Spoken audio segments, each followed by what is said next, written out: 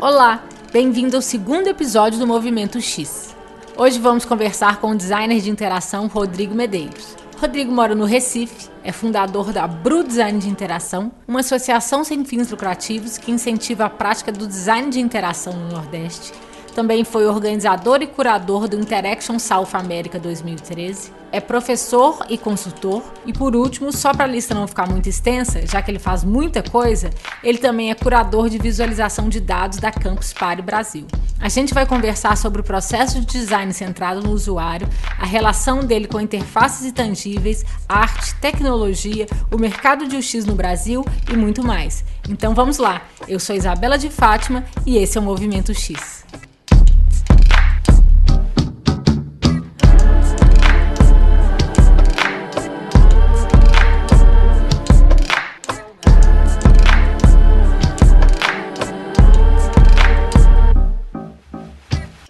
Muito obrigada pela presença aqui no Movimento X, Rodrigo. Valeu, muito obrigado pelo convite. Vamos ver o que vai sair daqui. Vamos começar falando então sobre o que é a experiência do usuário. Acho que a maneira mais simples de a gente tentar entender o que é a experiência do usuário é entender como as pessoas utilizam os equipamentos digitais, certo? Então, ou um processo. Então, hoje se fala sobre várias coisas, né? Então, a gente vai meio que falar sobre vários assuntos aqui ao mesmo tempo. Hoje se fala sobre design de serviço, hoje se fala sobre experiência do usuário, hoje se fala sobre design centrado no usuário, né? Eu sei que você vai comentar sobre isso. Mas vamos lá tentar entender o que é design de serviço, o que é a experiência do usuário. Basicamente, eu tento resumir tudo, dizendo que é a experiência de um usuário ou a experiência de um utilizador naquele artefato que ele vai utilizar. Aquele artefato sendo um objeto digital, aquele artefato sendo um serviço. Então é meio que a experiência de uso completa dele. Desde o início daquela experiência até o último feedback que ele vai receber. Então, como é que a gente consegue planejar essa experiência para que seja agradável, para que seja interessante para aquela pessoa que está experienciando aquilo dali, né? Está utilizando aquilo dali. E vamos falar um pouco sobre as principais as atividades básicas e as principais entregas de quem está começando em experiência do usuário. Primeiro, a gente precisa entender todo o processo de design centrado no usuário. Acho que é a primeira coisa a se planejar e a entender. Quando a gente fala sobre experiência do usuário, e a gente está falando sobre design centrado no usuário, que é uma filosofia focada para diferente do design centrado na tecnologia, né? Aquele design centrado no usuário, ele vai envolver o usuário em todo o processo de construção daquele artefato. Então, a Pris, no livro dela Design de Interação, ela conta 4 fases, que é a fase de pesquisa, a fase de ideação, de prototipação e de avaliação. Então, a partir do momento que você percebe quais são essas 4 fases, aí você vai ter vários entregáveis em cada uma dessas fases, né? Então, na pesquisa, você pode fazer já, que a gente lá em publicidade chama de pesquisa de mercado, né? Ou de concorrentes. Isso é uma maneira também de pesquisar sobre aquele artefato. Ou, por benchmark, exemplo, né? Um benchmark você faz sobre aquele serviço, você está pesquisando, por exemplo, um e-commerce. Mas se eu estou pesquisando, por exemplo, sobre um carrinho no supermercado, que vai ter um display novo agora. Imagina isso. Como é que eu vou fazer isso daí? Eu nem conheço tanto carrinho de supermercado e nem sei quais são as tecnologias que eu posso fazer com esse carrinho de supermercado tenha um display mostrando alguma informação para o usuário. Então, o que é que eu vou fazer? Vou pesquisar sobre aquelas 2 coisas. Primeira coisa, e no cenário de utilização daquele negócio. Então, eu vou lá no supermercado, olho os carrinhos, ver como as pessoas utilizam aquilo dali, ver como as pessoas utilizam e ver também os insights, né, que pode ter a partir daquilo dali. Como é que as pessoas utilizam e como poderiam utilizar. Porque não necessariamente como está sendo utilizada é a melhor maneira de utilizar. Em geral, não é. Né? Mas vamos lá. Então, a partir do momento que eu sei como é que as pessoas utilizam naquele cenário de utilização, que eu vou envolver o meu produto novo, eu vou pesquisar outra tecnologia que está lá, o display. Como é que eu posso utilizar aquele display junto com aquele carrinho? E aí essa é a primeira parte, que é a parte de descoberta do problema que você vai utilizar. Então, essa parte de pesquisa é basicamente para você entender o problema de design que você vai abordar. Obviamente, eu estou falando aqui de uma metodologia específica, né? A partir do momento que você usa uma outra conotação, por exemplo, design thinking, tem uma outra maneira de pensar essa parte aí de pesquisa. O próprio Gibbon Si, que é um pesquisador de design, no primeiro etapa de design dele, ele também fala sobre problema de design.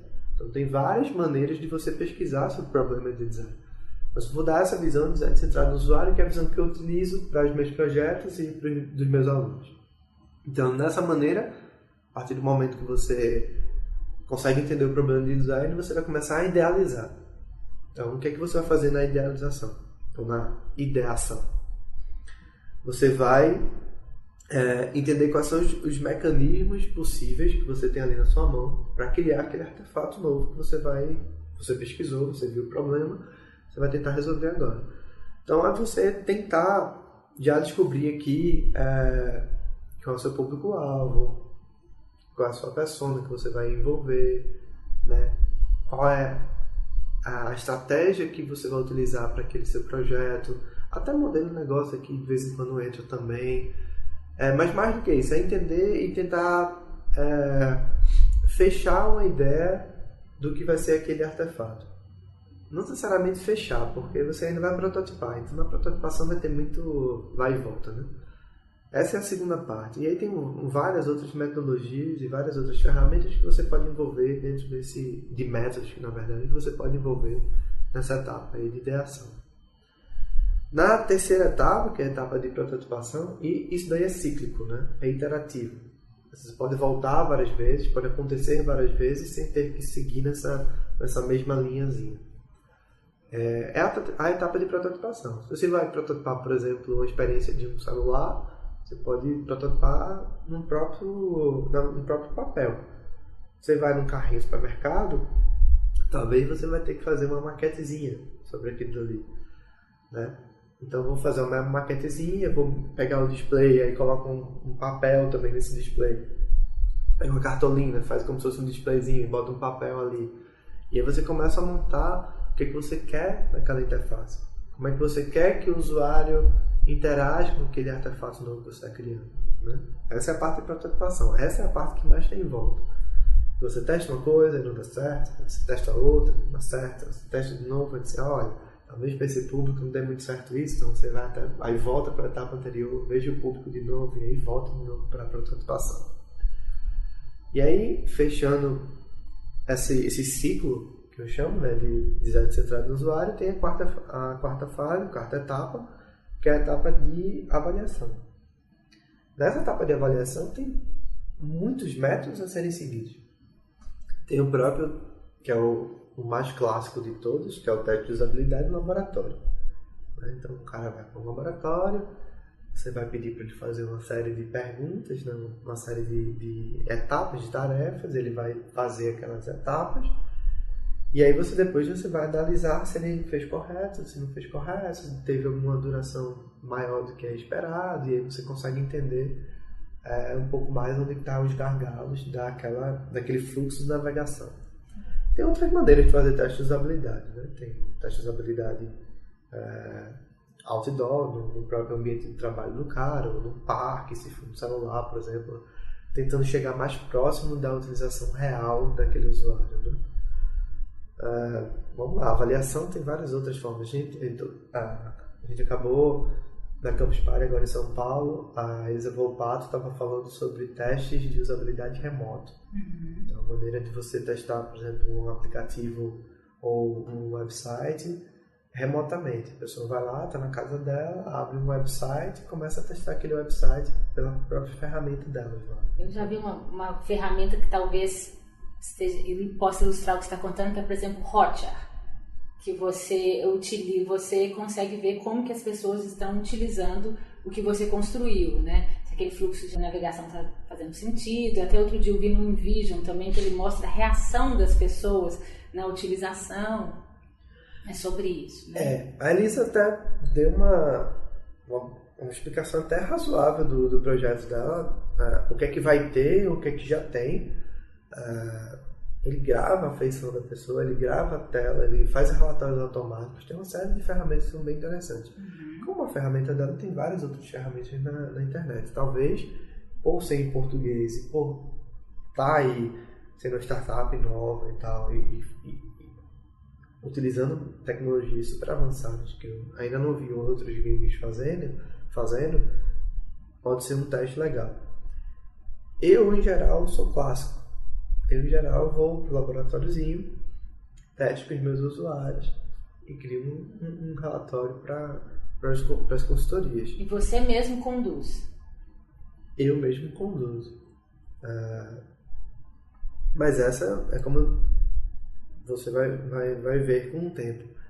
Essa moderação de testes de usabilidade demanda um tempo para você aprender, para você entender como para você entender os equipamentos, como é que utiliza bem, como é que você gera um roteiro interessante para aquela pessoa, né, para aquele público. Então tem uma série de questões a serem analisadas que são muito coerentes na hora de planejar esses testes, né? Mas aí, fechando o ciclo, eu acho que é basicamente isso, assim, são essas 4 etapas: pesquisa, ideação, prototipação e avaliação. Quais são os métodos que vão ter em cada uma delas muda muito dependendo do tipo de projeto que você vai, né? Então tem métodos que funcionam melhor para aplicativo, por exemplo, e tem métodos que funcionam melhor quando você vai fazer uma coisa que é mais físico, né? Um novo produto, uma nova experiência de utilização de serviço e tal. Então, vai demandar exatamente do que é que tu vai querer construir, né? Então, basicamente isso. Como que você começou com a experiência do usuário? A história é bem engraçada, assim.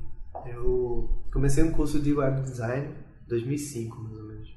E eu era um designer que não fazia interface. E ao mesmo tempo era um designer que não programava. Então eu ainda estava me iniciando em HTML e CSS e ao mesmo tempo eu não fazia interface. Eu era meio patinho feio do meu curso. Então eu me envolvi numa área que naquela época a gente chamava arquitetura de informação. Continua hoje, obviamente, mas a gente não chamava a experiência do usuário, a gente chamava arquitetura de informação, que é a maneira de você organizar o fluxo que a pessoa vai ter naquela experiência digital. E aí, para outras áreas também vale a pena, mas eu não vou nem envolver aqui. Então eu comecei assim, eu comecei como arquiteto de informação lá em Recife, e com o tempo eu fui ganhando corpo de experiência, de entender as coisas, como é que funcionava, as ferramentas e tal, e passei aí para outros projetos maiores. Eu comecei na própria faculdade, fazendo esse esquema, tinha alguns estágios, e aí eu me envolvi em 2 coisas que eu achava que sabia fazer melhor, que era esse planejamento de arquitetura de informação até a etapa de wireframe. Então eu ia para o papel e até deixava o digital. E aí eu tinha uma equipe de design muito boa junto de mim. Então, design visual, né, que fazia o layout. Então eu passava todo o esquema naquele wireframe clássico, né? Que era aquele relatório grande, que você fazia um monte de tela e passava para as pessoas cheio de dicasinhas, que a gente quase não utiliza mais hoje. Afinal, a gente está falando de 11 anos atrás. E aí eu comecei a fazer muito isso e achava que isso daí ia ser pro resto da vida. E aí eu comecei a me envolver com essa história de experiência do usuário a partir dos grupos locais. 2005 também foi a geração que começou a criar grupos do Interaction Design Association, né, do XDA. Então tinha um grupo lá que a gente não chamava de XDA nessa época, a gente chamava o X de Recife. Que tinha o Paulo Melo, tinha o Mabuse, tinha o Felipe Levi e a galera do César e outros pesquisadores. Então eram pessoas ligadas a mídias digitais e experiência do usuário que estavam fazendo coisas digitais lá em Recife, que a gente se juntou para conversar. Então, conversando com essa galera em vários eventos que teve lá em Recife, eu vi que tinha uma área que era essa área aí de experiência do usuário, pesquisa, avaliação do usuário. Eu disse, olha, talvez isso dê certo para mim. E comecei a fazer os testes informais. A gente tinha um grande problema em Recife, que a gente não tinha um laboratório de usabilidade, né? Agora o César tem tem vários laboratórios de usabilidade, não. Mas na época a gente não tinha. Então o que a gente começou a fazer? Eu fiz muita pesquisa informal. Informal no sentido de não tinha a estrutura de um laboratório. Eu montava meu próprio laboratório remoto, fora nos cantos, assim, eu ia pesquisar com a pessoa, levava meu equipamento, montava e fazia com ela, mas não tinha um laboratório. E eu fiz muito isso.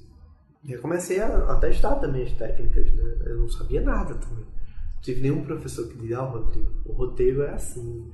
Li muito, né? Tinha poucos livros em português ainda, né?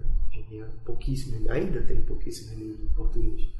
Naquela época o Luiz Agner ainda não tinha lançado o livro dele sobre arquitetura de informação, nem o Guilherme Santa Rosa, que são dois professores agora que têm livros publicados em avaliação de usabilidade e avaliação de interface. E aí comecei a ler os livros que tinham em inglês e comecei a me envolver mais com essa comunidade. Achei que essa comunidade no Brasil todo fez com que outras pessoas também se envolvessem nessa história. Outros patinhos feios dessa história, como eu me considerava lá em Recife, foram se encontrando, que talvez não tivesse experiência de interface, ou até tinha experiência de interface, que acabou se envolvendo também nessa prática de experiência do usuário.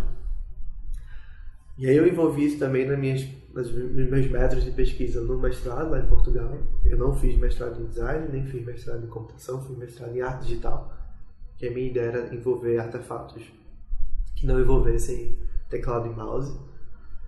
E para isso eu precisava muito do design de interação, que eu precisava muito envolver os usuários a entender como era a experiência deles naquele artefato que eu tinha criado. E logo no meu retorno para o Brasil, eu fiz algumas experiências lá também. Eu participei de 3 projetos do governo de Portugal. 2 do governo de Portugal e um da Europa, né? União Europeia. Um do governo de Portugal foi muito legal, porque eu de fato comecei a fazer uma pesquisa com o usuário lá, com portugueses, tentando falar a língua deles. Né? Então, você começa a compreender que você está mais seguro do método que você está utilizando quando você consegue mudar a forma como você vai pensar ou estruturar aquela fala do teste. Então eu tive que mudar muito meu discurso para poder falar com as pessoas da maneira como eles entendiam. E é exatamente isso que você tem que levar em consideração, assim, na hora que você vai testar a usabilidade ou testar, é falar a maneira do usuário, é falar a maneira como ele se sente à vontade.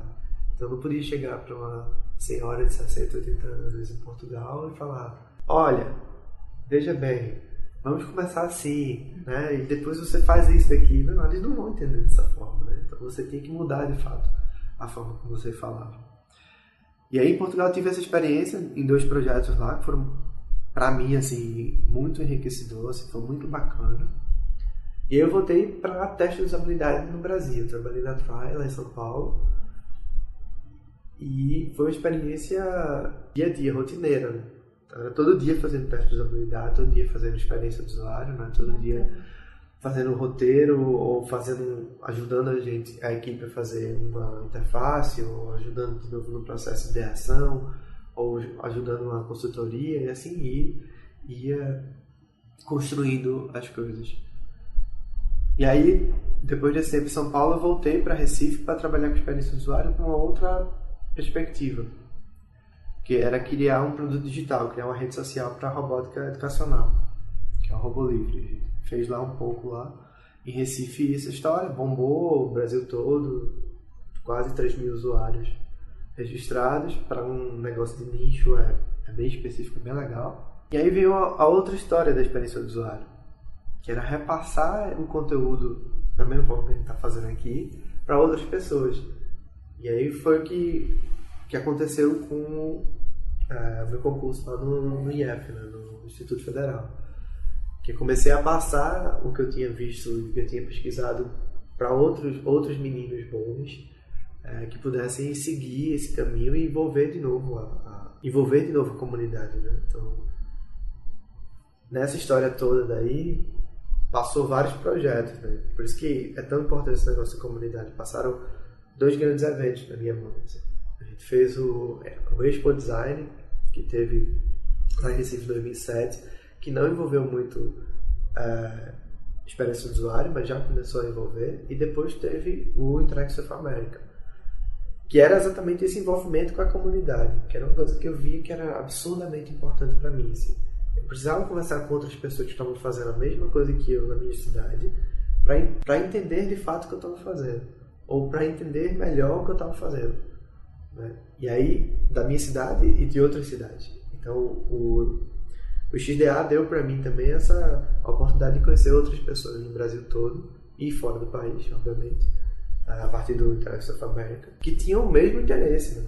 Que era entender produtos digitais, entender como as pessoas utilizam, entender como a gente pode criar relações diferentes, interações diferentes, experiências diferentes. Vi que você trabalhou como designer de interação, arquiteto de informação, pesquisador de experiência do usuário, como você acabou de contar. Você pode contar um pouquinho a diferença entre esses tipos de atuação? Porque eu tenho a impressão de que a área de experiência do usuário é ampla, ela tem um tanto de especialização, e eu acho que para quem está começando, a gente pode ficar um pouco confuso e dá até um certo medo assim, de como entrar, que portinha que eu tento entrar. Tem duas coisas interessantes aí. De fato, eu, diferente de outras pessoas que só se intitulavam de uma maneira, como designers, a pessoa se titulava designer. E aí, onde ela ia trabalhar, como ela ia trabalhar, depois ela via. Eu gostava sempre de envolver qual era a parte do processo que eu estava envolvido. Então, falava arquiteto da informação, estava ali envolvido naquela arquitetura, até o wireframe, etc. E tal. Quando eu estava envolvido em design de interação, eu estava envolvido mais no processo completo. Pesquisa, iteração, prototipação e avaliação. Uhum. O que aconteceu muito é E o design de experiência? Ele está no todo? Olha, vê só. Eu tenho essa dúvida. Eu, Rodrigo e vários outros amigos junto comigo, eu não gosto desse termo design de experiência. Tá. A gente não desenha experiência. A gente pode desenhar o fluxo de interação, o fluxo da navegação que a pessoa vai ter. Eu não gosto muito desse termo design de experiência. Tem outras pessoas que podem gostar. Eu não uso. A minha dúvida, ela também passa pelo seguinte: quem trabalha com a experiência do usuário, qual que é o nome, né, do cargo? Por exemplo, eu fico em dúvida, é designer de experiência, é designer de interação? É porque é o seguinte, tá muito feio. Experiência, se você for pensar, experiência do usuário, né, o que a gente chama de UX, é uma área muito, muito facetada. Tem gente de computação, tem gente de design, tem gente de publicidade, tem gente de negócio, todo mundo envolvido nesse mundo que a gente chama de experiência do usuário. Se você está trabalhando nessa parte aí, dentro desse processo de pesquisa, ideação, prototipação e avaliação, muito provavelmente você vai trabalhar com design de interação, certo? O que aconteceu em São Paulo? Especificamente em São Paulo, muito da geração continuou se auto-intitulando arquiteto da informação. Mesmo trabalhando com o processo completo, o cara continuava se intitulando arquiteto da informação. Era uma coisa muito viva na cidade. Dá para entender melhor depois, conversando com outras pessoas. Não vou me envolver muito porque eu não estava naquela geração e nem estava nos eventos que aconteceram. Tinha muito a ver também com os eventos que aconteciam na própria cidade. Então o que aconteceu é que aquela geração que estava envolvida naquele evento se intitulava arquiteto da informação. A partir do momento que a gente teve uma comunidade maior de interação, a gente começou a se auto-intitular design de interação. E era assim que eu me via como designer. Eu não era designer de interface ou designer visual, eu era designer de interação. Eu construía a navegação do cara, a experiência do cara naquele artefato que ele ia se envolver. Seja ele físico, seja ele digital. Era a minha maneira de pensar e é a minha maneira de pensar até hoje.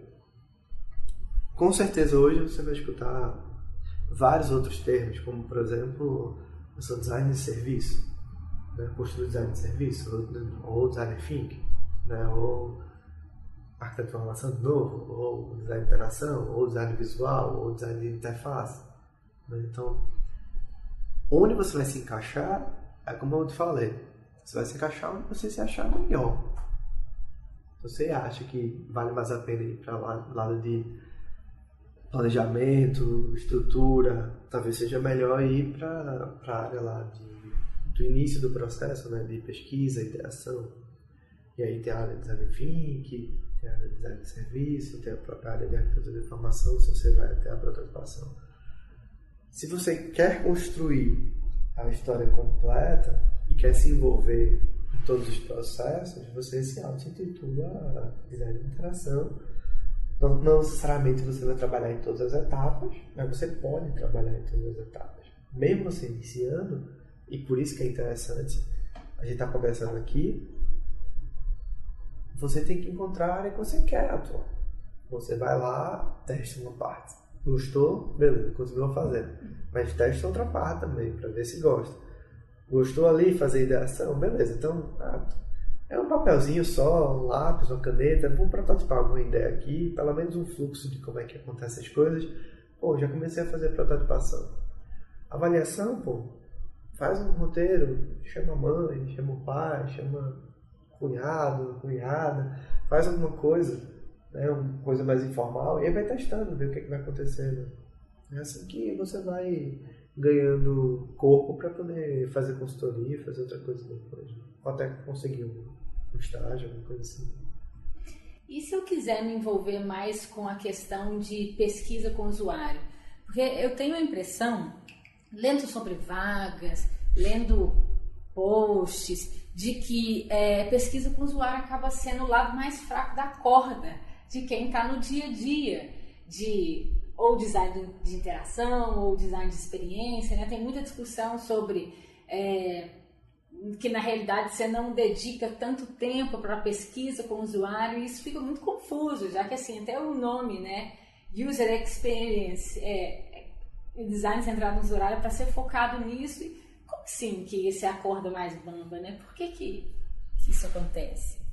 Bem, primeiro porque as empresas em geral acreditam que esse é um processo caro. Por envolver um laboratório, por envolver uma pessoa especializada em fazer um roteiro, a fazer uma moderação de um teste, etc. E aí tem 3 cenários. O cenário da empresa que contrata uma empresa terceirizada para fazer esse serviço de pesquisa. O cenário da empresa que contrata um consultor para fazer esse processo de pesquisa. E a empresa que tem um próprio serviço de pesquisa interno, que são pouquíssimas no Brasil. Pouquíssimas. Pessoas lá dentro da empresa. Focadas nisso. Esse é o caso, por exemplo, da Globo.com. A Globo ele tem um laboratório de usabilidade interno da empresa. Tem equipe contratada há muitos anos, laboratório de pesquisa exatamente deles, para fazer os testes da equipe deles. Né? Fazer todo o portal da Globo. Eles têm lá em X tempo, eu não sei exatamente quanto tempo, alguns meses, possivelmente, ou algumas semanas, deve ter um testezinho lá do portal da Globo funcionando, para eles verem o que está acontecendo na experiência de utilização das pessoas. Né? Mas a Globo saiu na frente, na minha visão, e tinha capacidade financeira de poder fazer isso. Mas a grande realidade que eu vejo, e para outras empresas também tem isso aí dentro, né? Internamente, assim. Mas as empresas em geral acham caro. Esse é o grande foco. E por isso que você não vê muito falar sobre essa área. Porque são poucas pessoas que conseguem falar sobre... Primeiro, quando você vai fazer consultoria numa empresa como essa, você assina um termo que é confidencial. Então, o teu processo naquela empresa meio que fica guardado ali dentro. Então, como é que você vai divulgar? Beleza, você pode divulgar seus métodos, como é que você trabalha. Tem várias pessoas no Brasil que não só dão curso sobre isso, como a Volpato, a Elisa Volpato, a Carol e outras pessoas. Mas eu também dou curso sobre testes de usabilidade e experiência do usuário. Mas, de fato, é uma coisa que a gente precisa divulgar mais. Muita gente acabou tendo bastante experiência nessa área. Tem várias empresas que formaram muita gente nessa área, mas os métodos e os processos ficaram muito internos das empresas. Tem um livro muito bom do Guilherme Santa Rosa, que é um professor da Federal do Rio Grande do Norte, formado aqui na PUC Rio, e depois professor lá da Federal do Rio Grande do Norte, sobre métodos de avaliação de interface. Nesse livro ele comenta sobre os métodos de teste com o usuário. Todos os métodos bem certinhos, assim. Mas, além dos livros, os conteúdos você vai ver na internet. Continuando um pouquinho sobre isso, que eu acho que é um dos maiores incômodos que eu tenho e outras pessoas que eu converso também que têm interesse pela área têm, porque assim, se o cliente do nosso cliente é quem paga as contas e é a experiência positiva para ele que vai fidelizar ele ao produto, ao serviço, é muito estranho na minha cabeça não ter pessoas dentro das empresas que estão vendendo isso, por exemplo, empresas de tecnologia, né? Que o seu usuário ali é a audiência que está ali, é ele que está pagando as contas, né? Vamos sair aqui do exemplo do Facebook, que a gente sabe que quem está pagando as contas é a propaganda, mas tirando esse cenário de quem paga a conta é a propaganda, quem está pagando a conta ali é o cliente. Então, como assim que não tem alguém pensando o tempo inteiro o que poderia ser melhor para ele, sabe? Acho que está claro aí a questão do custo, né? Mas eu queria entender um pouco se você acha que isso é uma realidade, talvez que a gente esteja passando aqui do Brasil e que talvez fora isso não aconteça, ou que ainda precisa de uma evolução nesse mercado. É que parece muito antagônico, sabe, essa questão? Sim. Eu vejo assim, não é um problema só do Brasil. Não? Esse problema aí perpassa por todo mundo. A gente vê pessoas que são consultores em usabilidade nos Estados Unidos também reclamando das empresas por ter dificuldade de contratação, porque as empresas acham também que são caras. Mas não vê o caso aqui. Tem muitas empresas no Brasil que tem pessoas especificamente sobre isso daí, intituladas inclusive Design de Interação. Tá. Se fazem bem feito ou não, aí a gente não vai entrar nesse mérito. As pessoas estão trabalhando naquela área dali, acho que a gente tem que dar o mérito que a gente conseguiu. Como comunidade, fazer criar esses cargos. Também é muito doido pensar sobre isso, mas a gente também criou esses cargos por estar envolvido naquela construção ali. Quem há 10, 20 anos atrás ia contratar um cara chamado designer de interação dentro de uma empresa? Ou um arquiteto da informação, né? É muito difícil você como empresa chegar e dizer, sim, mas você não faz interface, mas você não programa minha tela. Qual o seu ganho aqui dentro da equipe, né? Que retorno você vai me dar, né? Você vai me dar? E o retorno foi construído. Eu acho que a gente tem muitos casos de sucesso no país e fora dele também, né? Vários brasileiros, inclusive, sendo muito premiados lá na Europa e nos Estados Unidos, na Ásia também. A gente tem vários casos de sucesso de empresas que se envolveram com a criação digital e que envolveram o usuário nesse processo e se deram muito bem, né? Eu entendo que do lado de fora, você ainda tentando entrar na área, tem essa sensação que tem pouca gente fazendo. Mas na verdade é porque é uma coisa também muito difícil de fazer. E leva um tempo, dependendo do tipo de produto, do tipo de serviço, do tipo de mecanismo que você está utilizando. Não é do dia para a noite que você consegue melhorar uma interface, ou melhorar uma experiência, ou melhorar, por exemplo. Imagina, e eu vi isso internamente, imagina a experiência de um banco. Como é difícil você modificar assim rapidamente. Não dá para modificar rapidamente. Afinal, tem todo o modelo mental das pessoas de utilização daquilo ali. E além do modelo mental das pessoas, eu imagino que tenha também a questão de burocracia, né? Numa categoria como banco. Com certeza. Aí vai, sei lá, portal de notícia.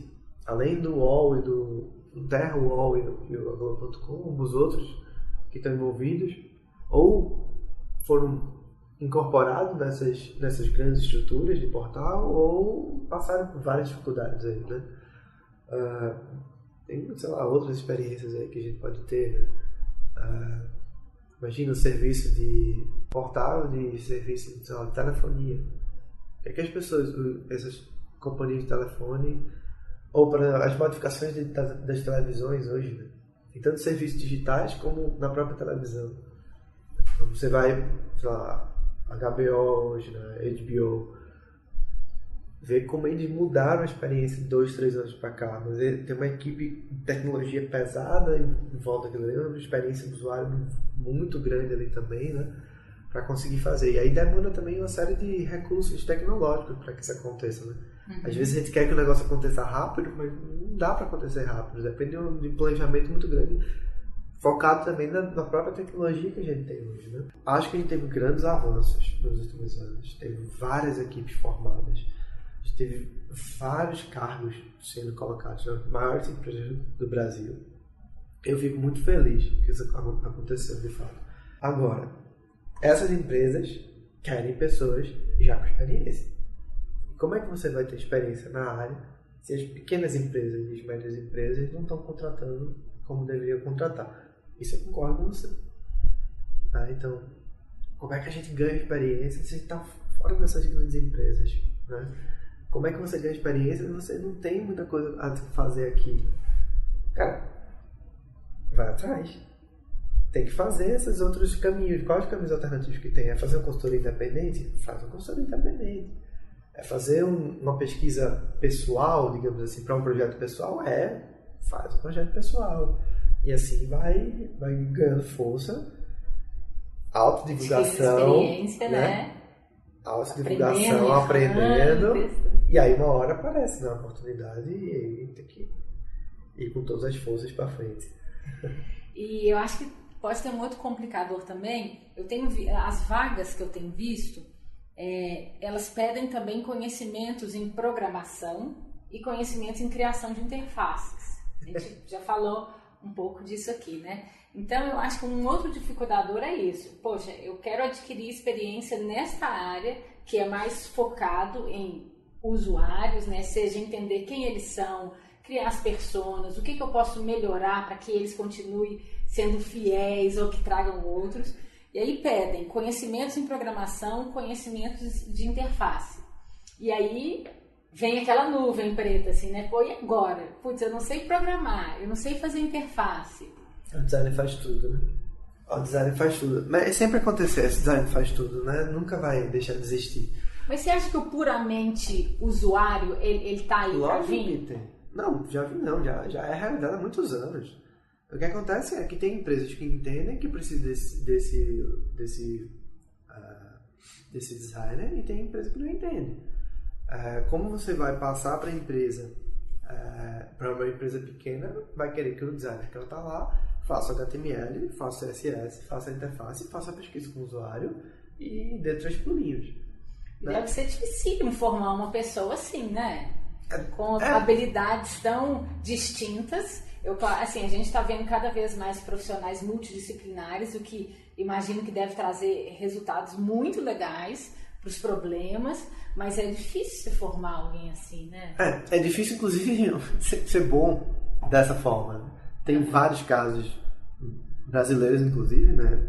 O Vitor Lourenço, que criou o Twitter, é um clássico, né? O cara ele sabia programar, ele sabia fazer interface e estava num momento muito bom nos Estados Unidos. Então, foi lá, fez a startup e o negócio bombou.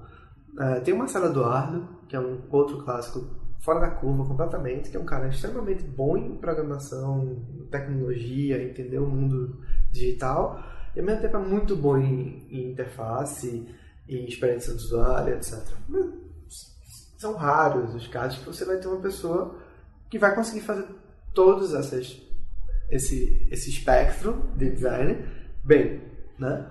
Então, eu acho que tem muitas vagas e muitas equipes que demandam pessoas que estão focadas na experiência do usuário, tanto na pesquisa como na avaliação, né?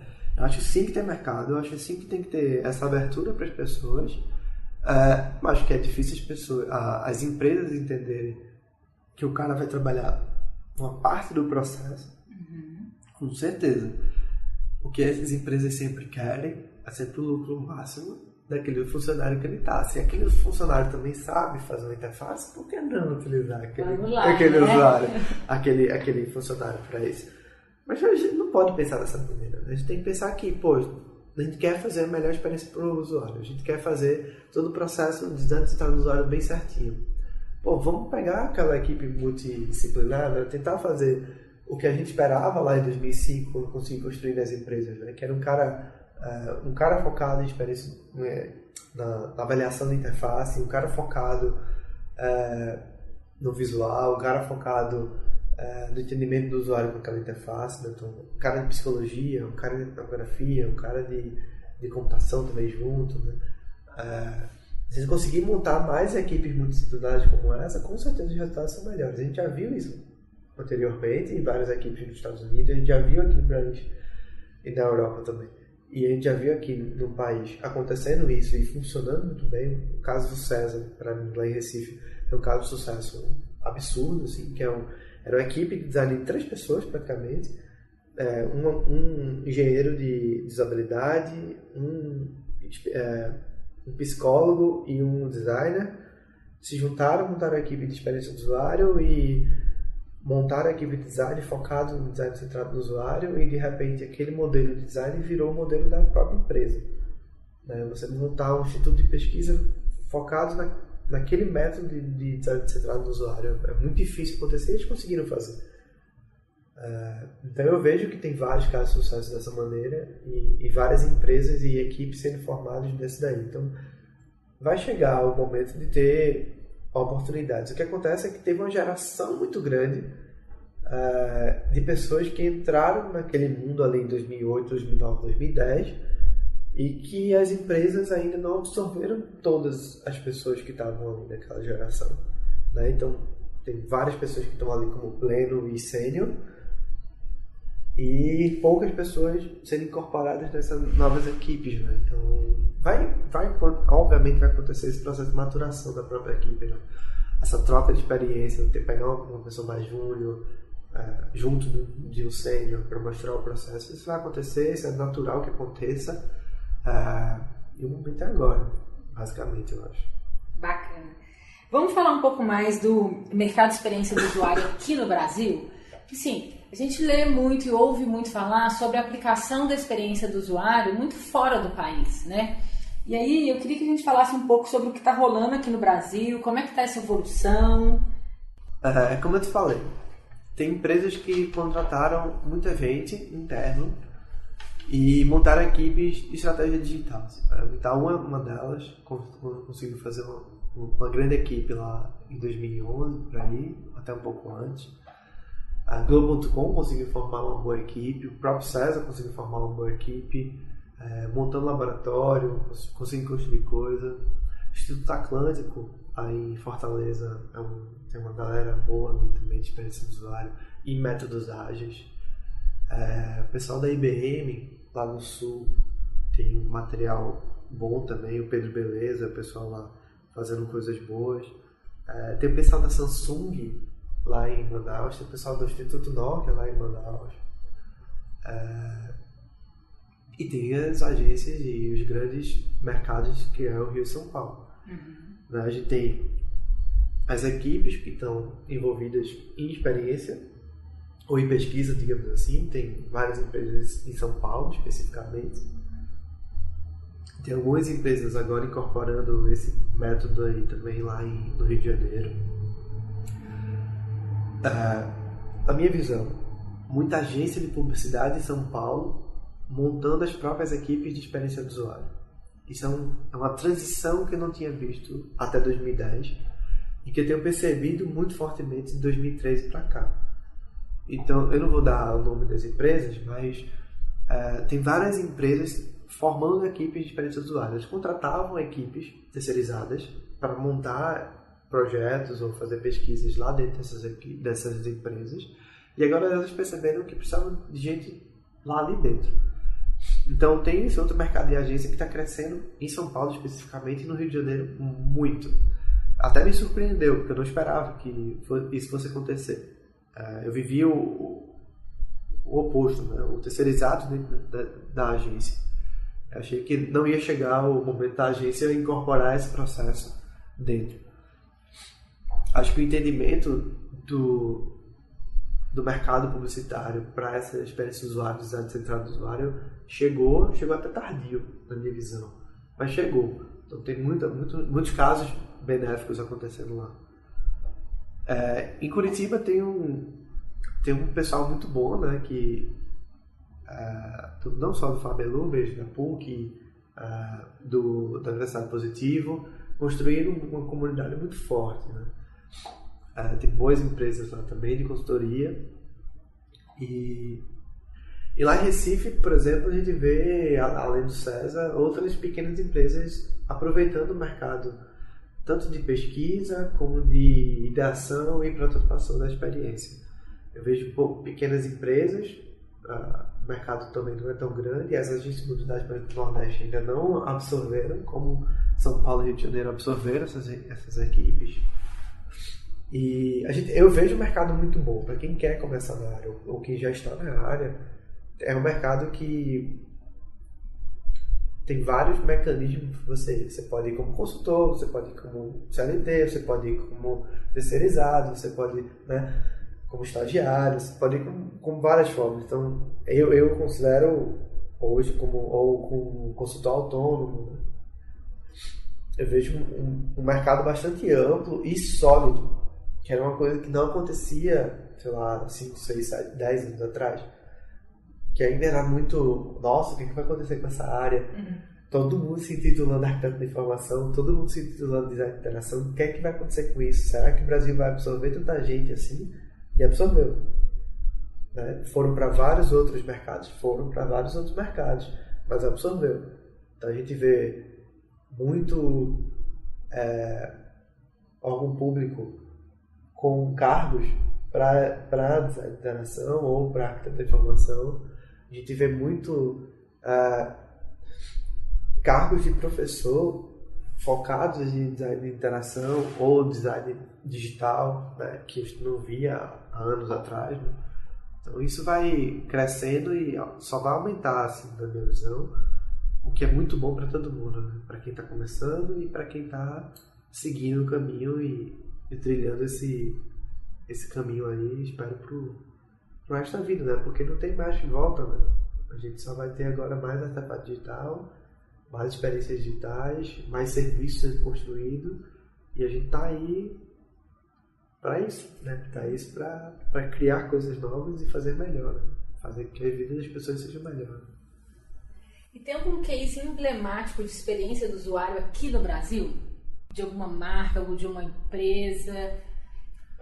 Na verdade tem vários, né? Porque é meio difícil assim, você soltar um que é meio... Eu considero meio desrespeitoso dizer assim. Porque você fala de um e aí acaba esquecendo o nome de outra pessoa e acaba esquecendo de outra coisa. Aqui, mas se quiser pode falar mais. Eu não vou dizer de um produto em si ou de uma ferramenta em si. Eu vejo o que aconteceu no país foi uma transição que as empresas começaram a entender que esse processo podia valer a pena. O case, por exemplo, do César, como um modelo de negócio do design centrado no usuário, para mim é absurdamente importante. O case da Globo.com, na modificação da interface dela, passar pelo processo, toda a etapa ali de pesquisa, ideação, prototipação e avaliação internamente, também já é um outro case de sucesso para mim, assim.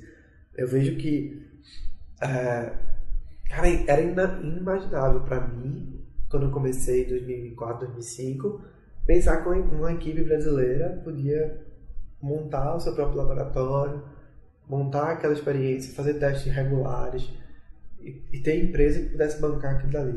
Era o melhor dos mundos para mim e aconteceu. Eu vi as pessoas fazendo isso de uma maneira muito boa. O que eu vejo são vários projetinhos grandes que acabam ganhando proporção muito, muito rápido, né? É difícil falar sobre o case solo, não consigo lembrar de um case solo. A gente pode falar também, acho que você já falou, né, aqui de pessoas legais para acompanhar, pessoas bacanas. Eu queria trazer um pouco disso, dessa visão do mercado brasileiro também, sabe? Porque quando a gente vai pesquisar, ouvir podcast, ler algumas coisas, são sempre exemplos de fora, e é isso que você está falando, né? Eu sinto que tem muita coisa legal acontecendo assim, e eu acho que é importante a gente olhar para cá também, né? Com certeza, tem muita gente boa fazendo coisa, e tem muitos brasileiros lá fora também, que a gente fala, não, teve um grande projeto ali que saiu Tem o caso do Vitor Lourenço, que eu falei aqui, que foi um dos criadores do Twitter. Que já é um cara legal pra gente acompanhar. Tem o Marcelo Eduardo, que está na Work CO Company, lá em Nova York. Uma das maiores empresas que está crescendo muito lá em Nova York, que é junto com o Felipe Memória, também é um pesquisador que veio da Globo.com, que foi para lá, da Hilde, e aí construiu, junto com o Marcelo e com outros sócios lá, a empresa dele lá em Nova York. Aqui no país, vamos lá, tem vários nomes, né? Tem o Robson Santos, Érico Fileno, o Fred do Zabri Doido, tem o Eduardo Loureiro, Dudu, o Marcos Paulo, tem o Pedro Beleza, tem o Thiago Esser, tem o Carlos Rosenberg em Fortaleza, tem o pessoal lá de Recife, o Mabuse, o Paulo Melo, o Felipe Levi, né? Tem tanta gente que está no país todo aí rodando, fazendo coisa boa, né? Fazendo coisa interessante.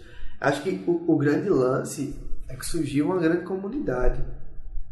Eu acho que de 2008 para cá, que é 2009 para cá, começou de fato esse Interact of America e todo mundo começou a se juntar mais nos eventos, acabou ganhando uma grande parceria, né? Não é à toa que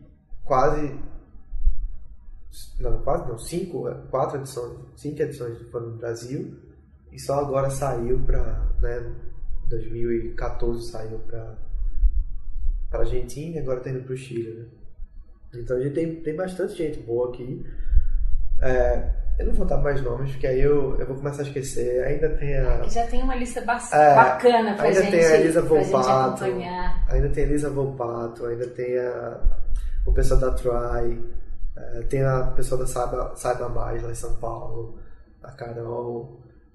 Então tem muita gente boa em todas as áreas, né? Porque isso é o mais importante, você procurar pessoas que estão envolvidos nas 4 etapas do processo. Não adianta você só focar, vou focar só nas pessoas que estão pesquisando, só nas pessoas que estão fazendo avaliação, só a pessoa que está fazendo prototipação.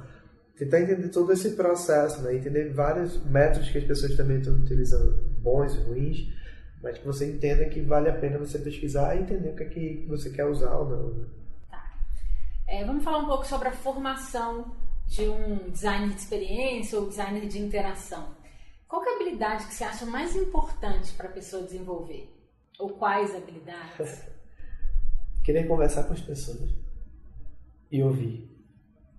Acho que o mais difícil é você parar e escutar uma crítica de uma coisa que você construiu ou que sua equipe construiu. Eu acho que é isso, assim, a gente está muito focado na tela do computador.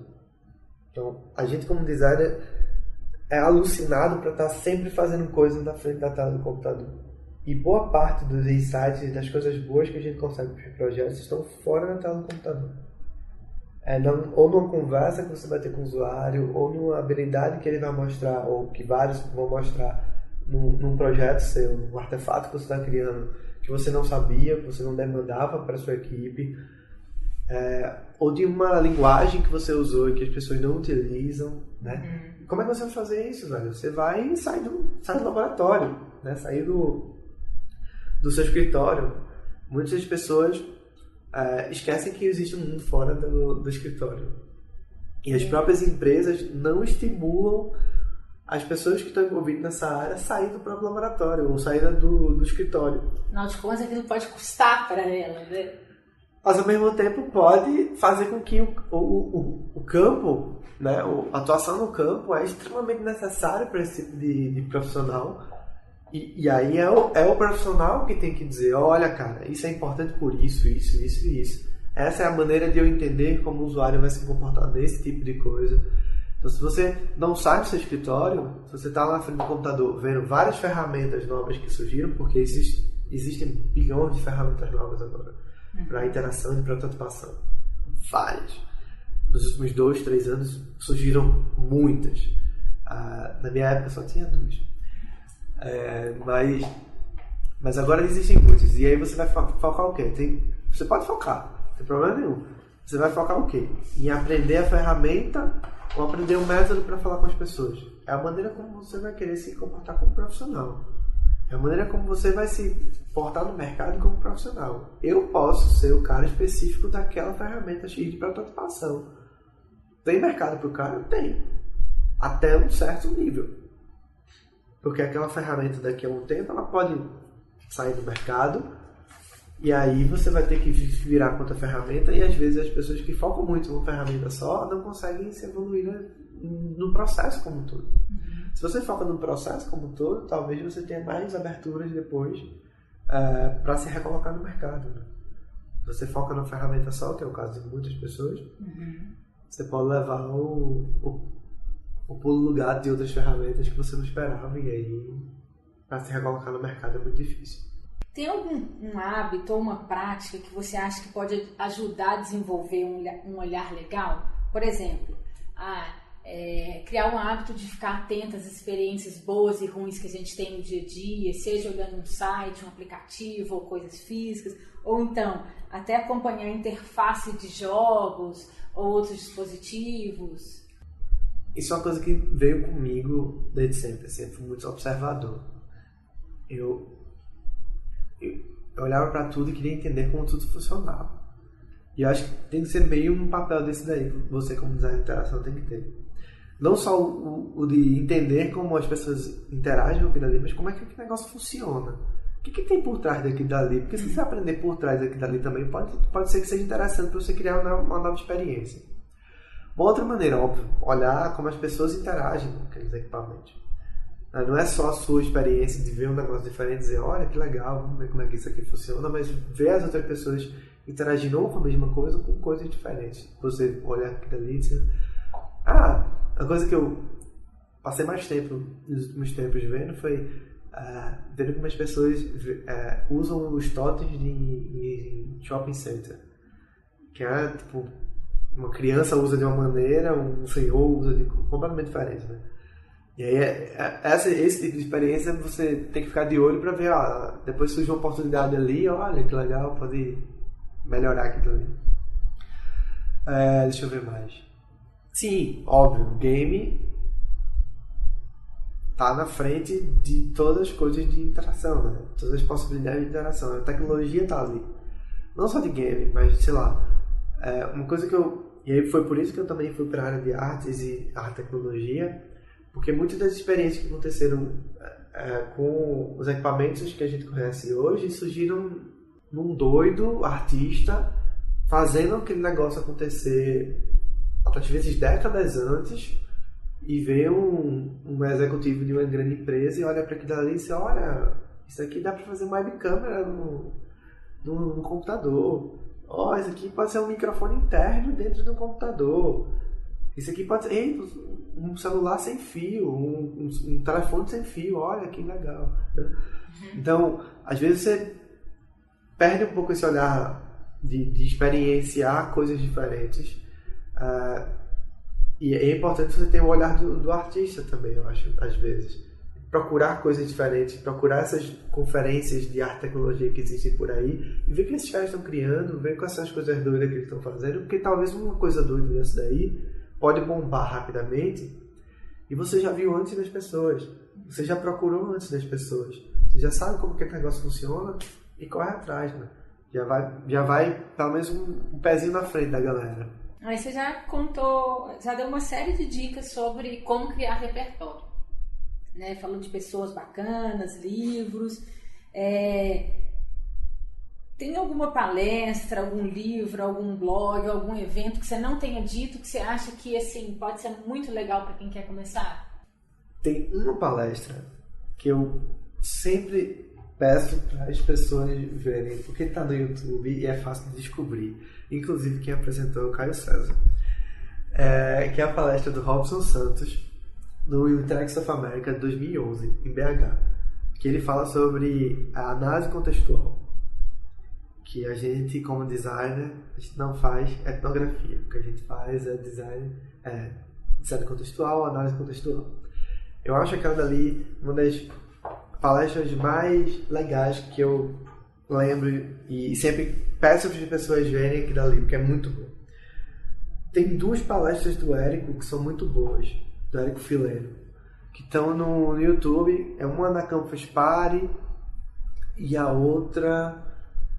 Nossa, eu acho que é agora no evento que está acontecendo agora em Porto Alegre, chamado UX Conf, que é do Pedro Beleza e Thiago Esser. Quase troquei o nome. Isso que vai acontecer, não? Que vai acontecer em maio. Que bom, porque eu tô querendo ir, eu já tava aqui. Vai acontecer em maio, se não me engano. Abril ou maio, eu tava observando lá. Vai ser lá em Porto Alegre.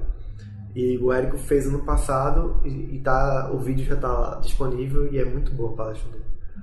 Além disso, tem uma palestra do Marcelo Eduardo, que ele fez na Campus Party em 2012.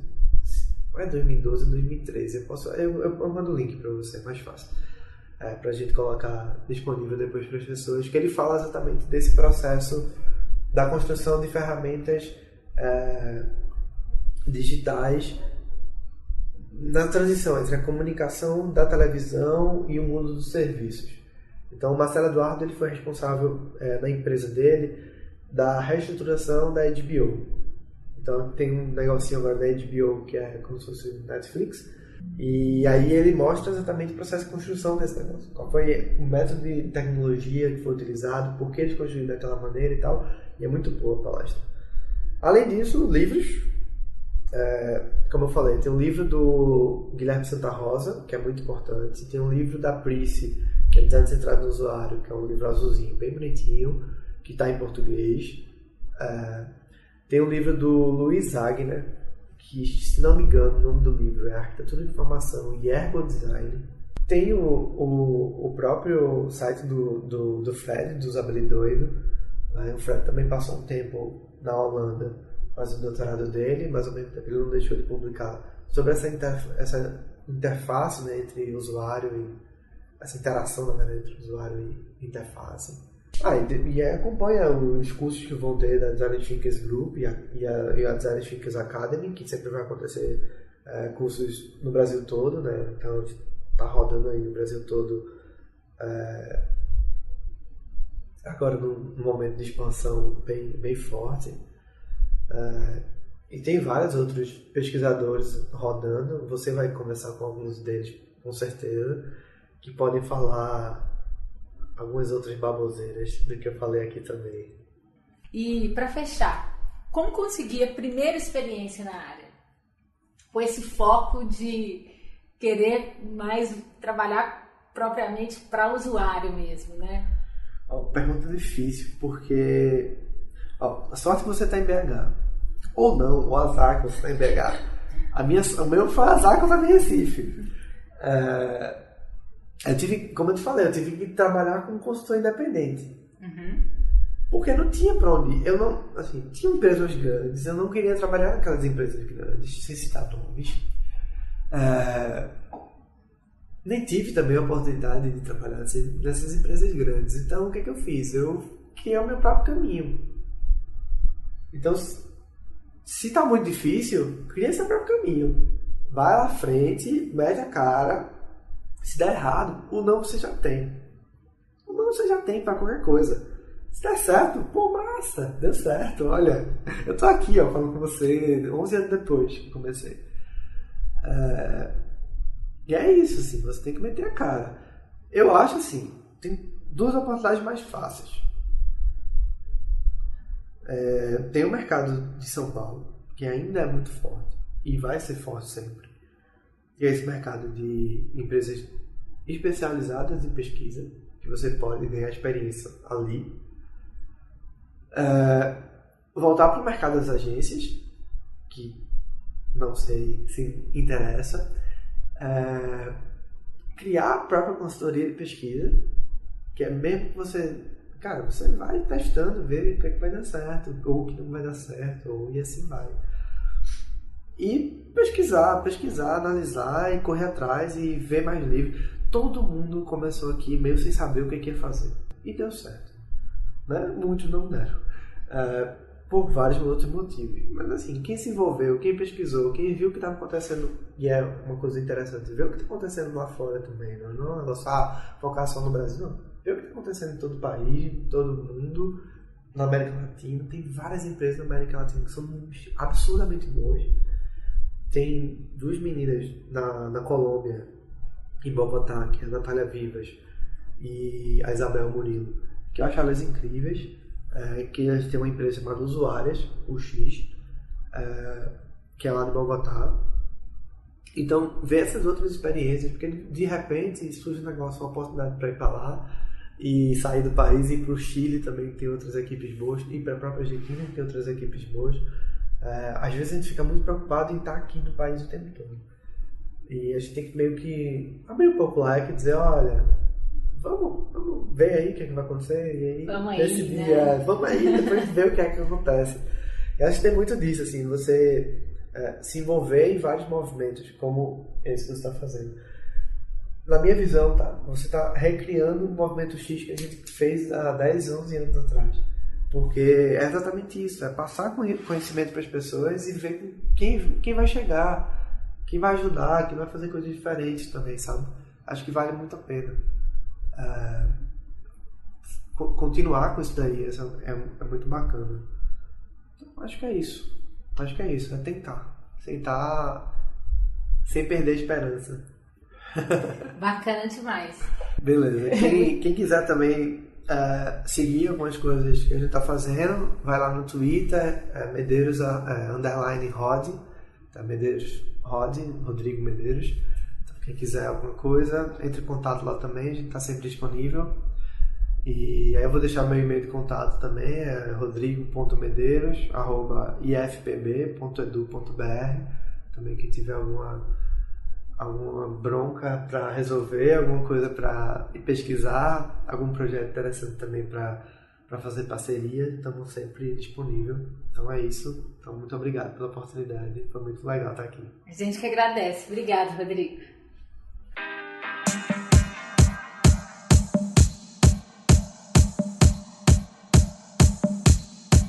Esse é o fim do segundo episódio e eu espero que você tenha gostado. No próximo programa, que vai ser lançado no dia 13 de março, a gente vai bater um papo com Eduardo Loureiro. Obrigada e até lá!